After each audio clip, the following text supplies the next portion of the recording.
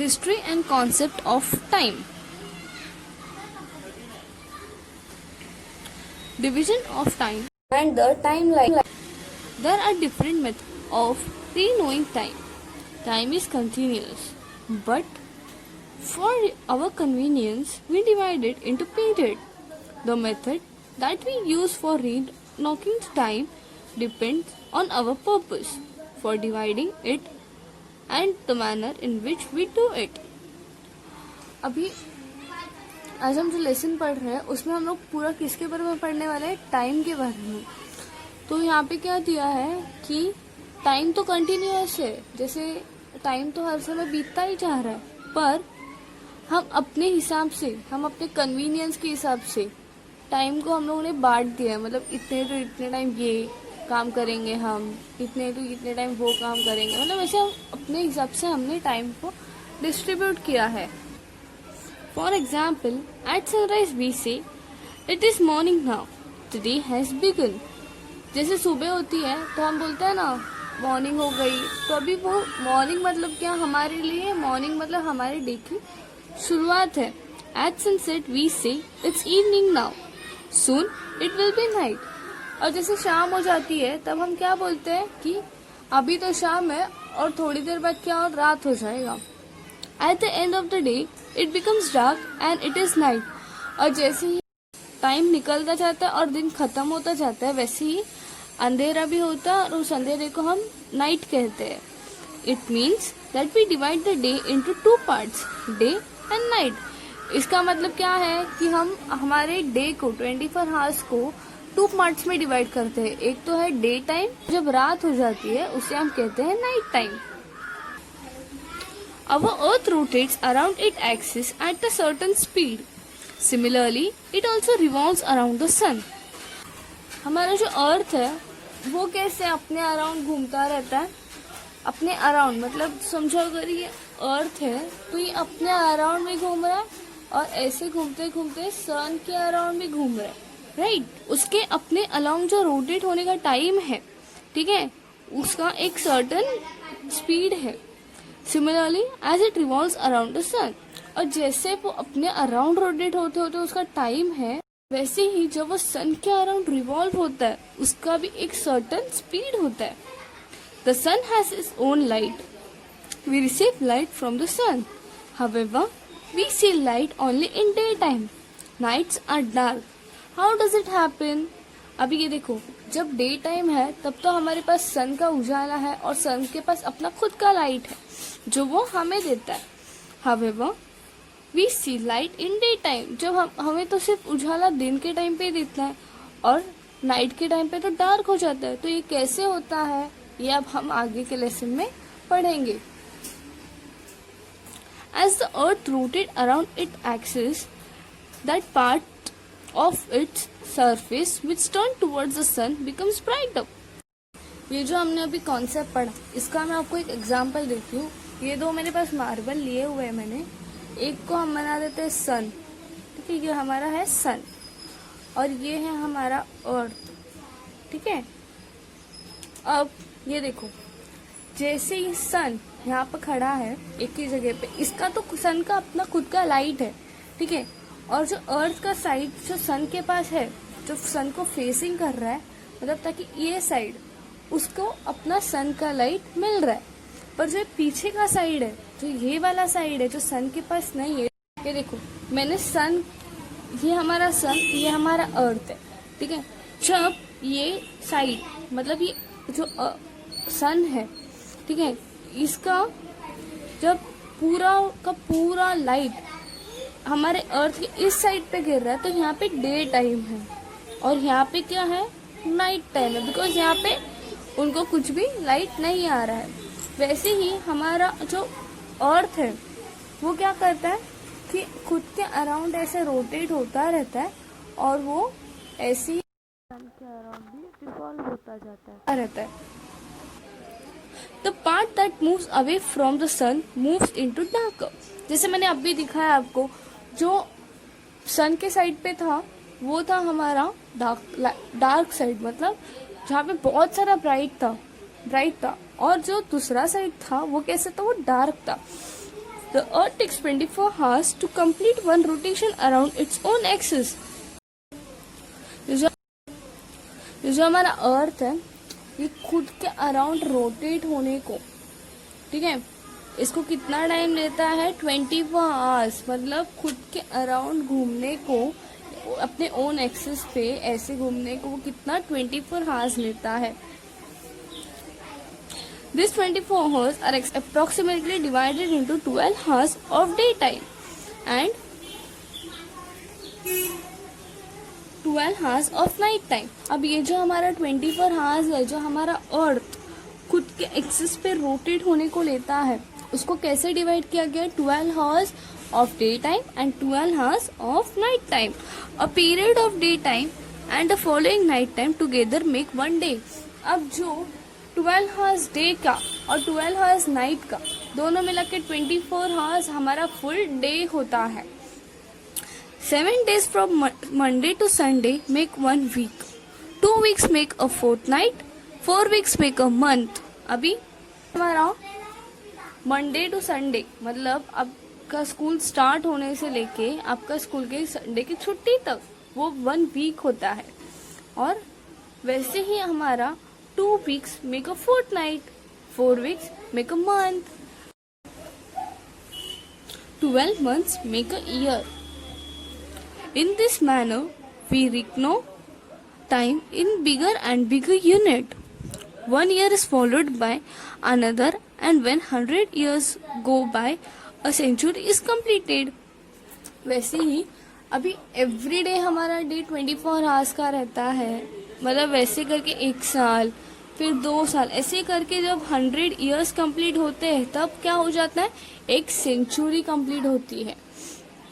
When 10 centuries, that is 1000 years are gone, a millennium is completed. Such a method of dividing time is known as unilinear division of time. Common era, Christian era, is the unilinear division of time year that follows one after the other arranged in a serial order. अभी common era, ठीक है, जो division of time जिसमें किया रहता है वो year देखा आप कि कैसा होता है. एक अरेंजमेंट होता है ना प्रॉपर एक सीरियल में, जैसे हमारे जो सीरियल होता है 1 2 3 4, वैसे ही वो हमारे ईयर्स भी कितने प्रॉपर सिस्टमैटिकली सीरियल में अरेंज होते हैं. The history book also a chain of event that follows one after the other in the present in a linear and serial manner. अब आपके आप हिस्ट्री बुक देख लो, स्टैंडर्ड टू स्टैंडर्ड कैसे proper way में आता है. For this usually we refer the common era, that is Christian era, written in short as CE और AD. अभी हमें मोस्ट ऑफ यूजुअली हम कौन सा वाला कैलेंडर यूज करते हैं? That is common era, Christian era, जो हम शॉर्ट फॉर्म में CE या AD ऐसे भी रिफर करते हैं. AD का फुल फॉर्म है Anno Domini, which means in the year of our Lord. The calendar we use today is based on Christian era. जो आज हम कैलेंडर यूज करते हैं वो हमारा क्रिश्चियन एरा के टाइम, मतलब क्रिश्चियन का जो कैलेंडर है वो हम फॉलो करते हैं, तभी now called as common era. अभी उसको हम कॉमन एरा करके भी बोलते हैं. This era began in memory of Jesus Christ. ये एरा मतलब ये जो कैलेंडर का पैटर्न है वो किसके? जीसस क्राइस्ट के एक मेमोरी मतलब याद में किया गया है. The first year of this era is the year when it begin. जो फर्स्ट ईयर था वो कभी था जब भी कैलेंडर न्यू स्टार्ट किया तब उसका फर्स्ट ईयर स्टार्ट हो गया था. It is shown with the number 1. वो कैसे स्टार्ट हो गया था? नंबर 1 से. जैसे मैंने पहले कहा वो सीरियल वाइज जाता है, वैसे ही it shows with the serial number 1. This year after that are indicated by the next number in the serial order. वैसे ही एक के बाद एक सीरियल नंबर, मतलब 1 के बाद 2, वैसे ही सीरियल नंबर के अकॉर्डिंग वो हमारा पूरा कैलेंडर चलता गया. The first 100 year, that is the first century of this era, is written as 1 to 100 CE और 1 to 100 AD. ये जो तभी 1 से लेके 100 तक मतलब एक सेंचुरी जब कंप्लीट हुआ था तो उसे कैसा लिखा जाता है? 1 1-100 CE or 1-200 AD. The period of the first millennium of this era is written as 1-1000 CE और 1-1000 AD. जैसे हमने AD पढ़ा 100 ईयर्स कंप्लीट होने पर, वैसे ही जब 1000 ईयर्स कंप्लीट होता है उसे हम तभी भी CE और AD ही लिखते हैं. टाइम बिफोर द कॉमन और Christian era. The period before the common era is known as the time before common era, that is BCE or before Christ. जो टाइम मतलब जो अभी हमारा सीरियल ऑर्डर चालू हो गया उसके पहले जो टाइम था उसको क्या कहते हैं हम? Before common era, that is BCE. और क्या कहते हैं, या फिर हम कहते हैं बिफोर क्राइस्ट. मतलब जो हमने कॉमन एरा का टाइम चालू किया वो क्राइस्ट के मेमोरी में किया था, और उसके पहले जो टाइम था वो बिफोर क्राइस्ट करके हम बोलते हैं. The year of this period are counted and written in reverse order. अब जो बिफोर क्राइस्ट के जो ईयर्स थे वो उल्टे लिखते हैं. जैसे हमारे अभी कॉमन एरा में हम सीरियल वाइज लिखते हैं ना, 1 2 3. अभी जैसे 2019, 20, 21, पर तभी कैसा था, वो उसे उल्टा लिखा जाता था. जैसे 20, 19, 18. The first century before the common era began at the year 100 BCE and ended with 1 BCE. जैसे तभी के टाइम में 100 BCE से साल चालू होता था तो 1 BCE पे खत्म होता था.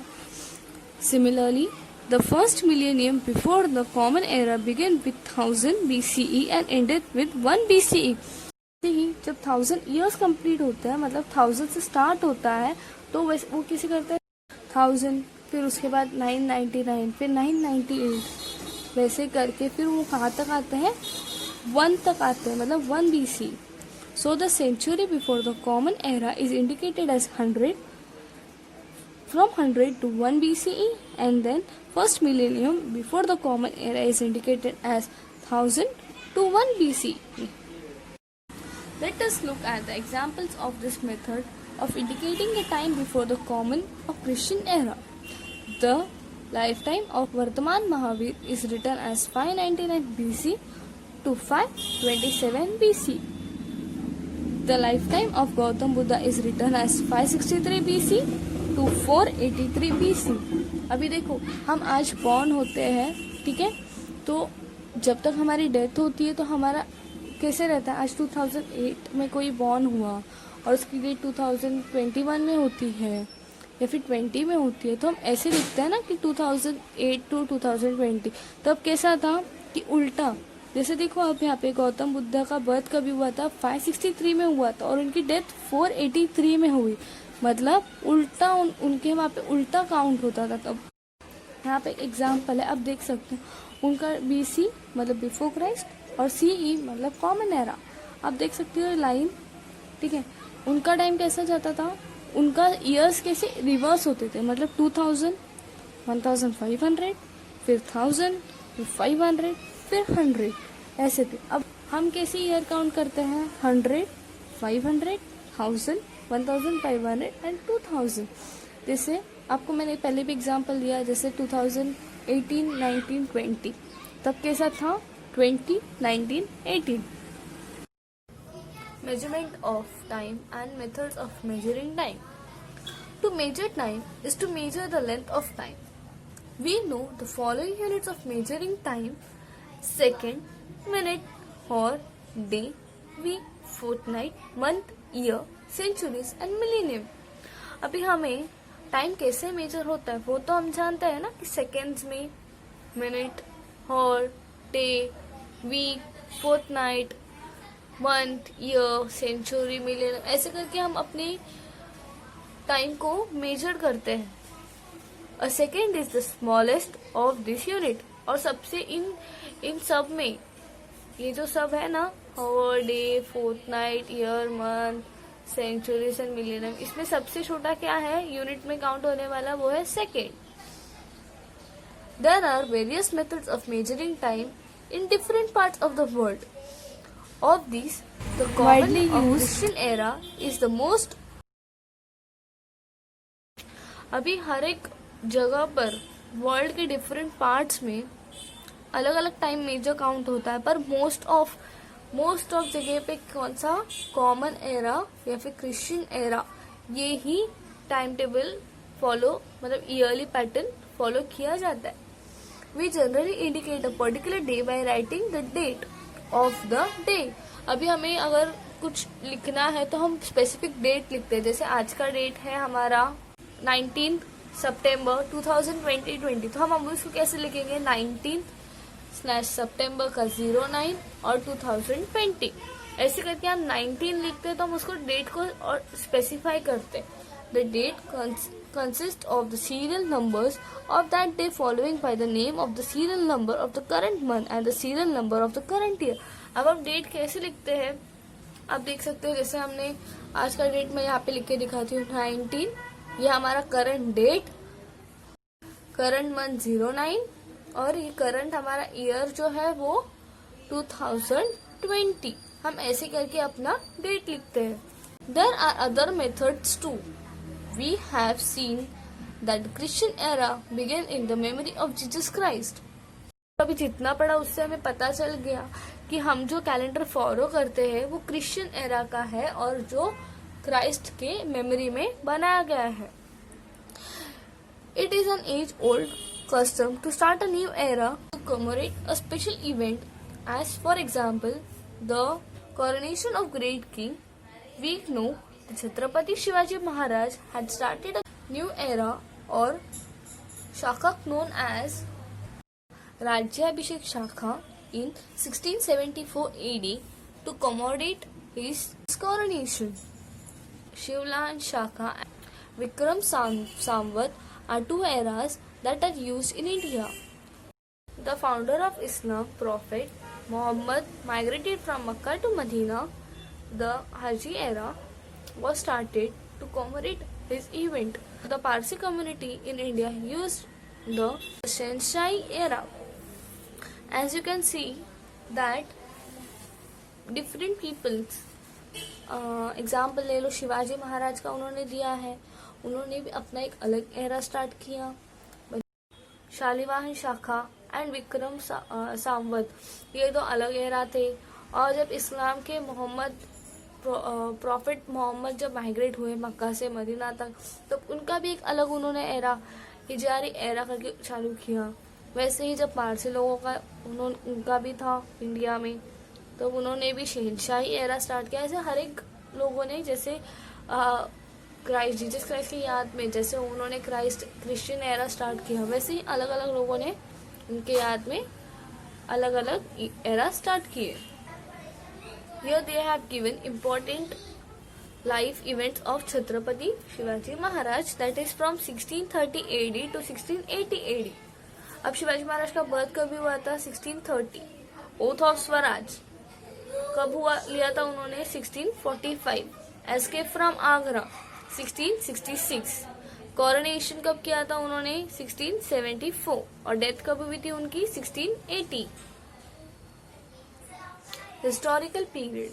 We learned in the first lesson that history is a science that tells us about events that happened in past. We also learned that every bygone moment makes a past. The past is the subject matter of history. In a broad sense, the period of history goes back to the time of birth of our solar system. Our solar system came into beginning about 4.5 billion years ago. Our Earth is the planet in our solar system. So it is presumed that Earth was also formed 4.5 billion years ago. Historical period. अभी इसमें हमें क्या दिखाया गया ये पूरे concept में कि हिस्ट्री, जैसे आपने फर्स्ट लेसन में पढ़ा कि हिस्ट्री हमारे पूरे पास्ट के बारे में बताता है, वैसे ही जब अगर वो हमारे हर एक चीज के बारे में बताता है कि according to history solar system कब बना था, अबाउट 4.5 बिलियन ईयर अगो. तो अगर 4.5 बिलियन ईयर अगो हमारा सोलर सिस्टम बना था, इसका मतलब 4.5 बिलियन अगो हमारा अर्थ भी बन गया था. ऐसे हमारा हिस्ट्री हमें इंफॉर्मेशन देता है पूरे पास्ट इवेंट्स के बारे में. The span The span of 4.5 billion years since the Earth's formation is a vast period of time. It is not easy to grasp the entire period all at once. It is necessary to divide it into a number of stages in order to understand it better. अभी 4.5 billion years ये कोई कम time नहीं है और एक event में हम पूरा का पूरा हिस्ट्री को एक्सप्लेन नहीं कर सकते. इसके लिए किया उन्होंने हिस्ट्री को डिफरेंट पार्ट्स में स्टेजेस में डिवाइड किया है ताकि हम उसे और प्रॉपरली समझ पाए. Therefore, the time of history is divided into two main periods. First is prehistorical period and second is historical period. अभी हमारा हिस्ट्री जो है वो एक साथ तो पूरा एक्सप्लेन नहीं किया जा सकता और एक साथ करने के बाद आप उसके समझ भी नहीं पाओगे. इसके लिए हमारे हिस्ट्री को उन लोगों ने दो पार्ट में डिवाइड किया है. एक है prehistorical period and second is historical period. Prehistorical period simply means before history. The prehistorical period is the period for which no writer records are available by which to write its history. अब प्रीहिस्टोरिकल period इससे हमें क्या पता चलता है कि ये तो हिस्ट्री के पहले का है, मतलब बहुत समय पहले का है जब कोई राइटर अवेलेबल नहीं था कि सर्टेन जो चीजें हो रही है उसके बारे में कोई लिख पाए और इसके लिए कोई उसके रिकॉर्ड्स भी हमारे पास अवेलेबल नहीं है. Historical period. The historical period is the period for which writers record are available using which we can write history. अब हिस्टोरिकल रिकॉर्ड का मतलब क्या है, जिसके पूरे हमारे पास रिकॉर्ड्स हुए हैं और वो हमारे पास पूरे के पूरे ऐसे हम देख सकते हैं, ऐसे उनके रिकॉर्ड्स हैं. And establishing age dating of measuring time. We are actually measuring time when we talk about today's date or day of the week, etc. We have seen that there are various methods of measuring time. This method allows us to identify a particular day, month or year with respect to an earlier or later day, month or year. For example, if it is June, then we know that the earlier month was May and the next will be July. If today it is 10th of June, then we can tell that tomorrow will be 11th of June and yesterday was 9th of June. Thus, when we measure time, we actually measure it in length. हम time को कैसे major करते हैं? आज, कल, परसों, एक हफ्ता, एक महीना, ऐसे करके हम टाइम को मेजर करते हैं. अगर आज आपको समझो मैंने पूछा कि आज का डेट अगर 19 है तो येस्टरडे मतलब कल का डे क्या था, तो आप क्या बोलोगे 18. और मैंने पूछा अगर कल का डेट कौन सा होगा, तो आप फटाक से बोलोगे 20. Because we have a serial and we measure time in that way only. अगर मैंने पूछा ये आपका सितंबर चालू है तो आप अक्टूबर ही नेक्स्ट मंथ बोलोगे. आप उन्होंने क्या बोला है देखो, अगर आपका इफ जून है तो आप नेक्स्ट मंथ कौन सा अर्लियर मंथ कौन सा था, मई था, और नेक्स्ट मंथ कौन सा होगा, जुलाई होगा. अगर आज 10th ऑफ जून है तो कल कौन सा दिन होगा, 11th ऑफ जून, और उसके पहले कौन सा दिन था 10th ऑफ जून के पहले, that is the 9th of June. हम इसी तरह से हम एक्चुअली टाइम को कैसे मेजर करते हैं, लेंथ में मेजर करते हैं. The events before the beginning of the common era are mentioned as having occurred before the common era. Informations about some of these events can be obtained with the help of evidence buried under the ground. This evidence is usually in the form of broken man-made artifacts and fallen structures. With the help of these remains and using scientific methods, we can determine the time of the event that take place thousands of years ago. आज हमारे पास मैंने pre historical period मतलब जब कोई writer वगैरह नहीं था और कोई स्पेसिफिकली हिस्ट्री के बारे में लिखने वाला नहीं था, तब का भी आज हम बोल सकते थे. जैसे स्टोन एज मैन का, तब तो कोई नहीं था, पर आज हम उसके बारे में बोलते हैं ना कि स्टोन एज मैन ने अपने हथियार कैसे बनाए थे, एनिमल्स हंटिंग कैसे की थी, वो सब हमें पता चलता है. किसकी वजह से पता चलता है? बिकॉज आज जो हमें एविडेंस मिलते हैं अंडर द ग्राउंड, जो एकदम जमीन के अंदर जो एविडेंस मिलते हैं उस टाइम के, उससे हमें पता चलता है. और आज की जो साइंटिफिक मेथड्स मतलब जो मेथड्स होते हैं साइंस के, उसके थ्रू से हमें पता चलता है कि कभी इवेंट हुआ था. There are many layers one above the other under the surface of the ground. The period of this layer and the remains found in them cannot be stated differently in terms of date. However, a rough estimate or how many years ago they exist can certainly be made using scientific methods such as carbon-14 analysis, tree rings analyzing, anthropology, etc. These methods are known as dating technique. अब हमें soil, जो हमारा soil होता है उसके नीचे भी बहुत सारे लेयर्स होते हैं, ठीक है।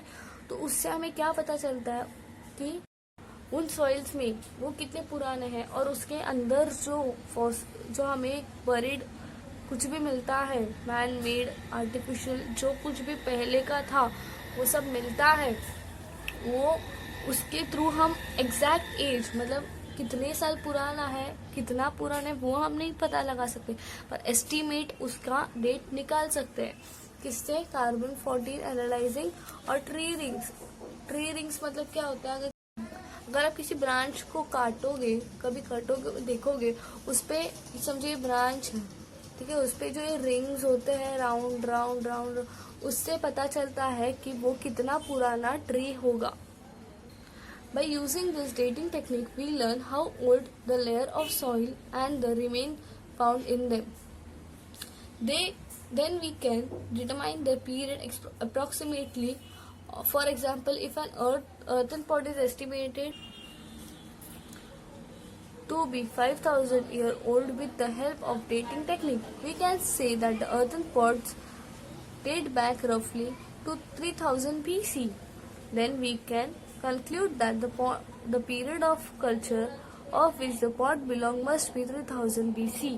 अभी जो आप डेटिंग टेक्निक देख रहे हो, प्लांटिंग में भी होता है, ट्रीज में होता है, ट्रीज रिंग्स के थ्रू, या फिर कार्बन-14 के साथ होता है, उससे हमें क्या पता चलता है कि अप्रोक्सीमेटली कब का हो सकता है ये। इससे हमें क्या पता चलता है, जो अर्थन पॉट समझो आपको बरीड मिला एविडेंस के रूप में बहुत नीचे, तो उससे अगर खोज करते हैं उसके बारे में, तो उसके थ्रू हमें रफली एक एज पता चल जाता है कि वो बाबा कब का होगा। जैसे यहाँ पे उन्होंने दिया है, ये तो एग्जाम्पल है, आपको एक अर्थन पॉट मिल जाता है तो एस्टिमेट उसका वो लोग हम समझो पकड़ते हैं 5000 ईयर ओल्ड वो पॉट होगा, पर रफली जब उसके बारे में एक्सपेरिमेंट होता है तब हमें रफली क्या पता चलता है कि वो कितना हो सकता है। It must be around 3000 BC, मतलब 3000 बिफोर क्राइस्ट की टाइम का वो पॉट हो सकता है, ऐसे पता चलता है हमें।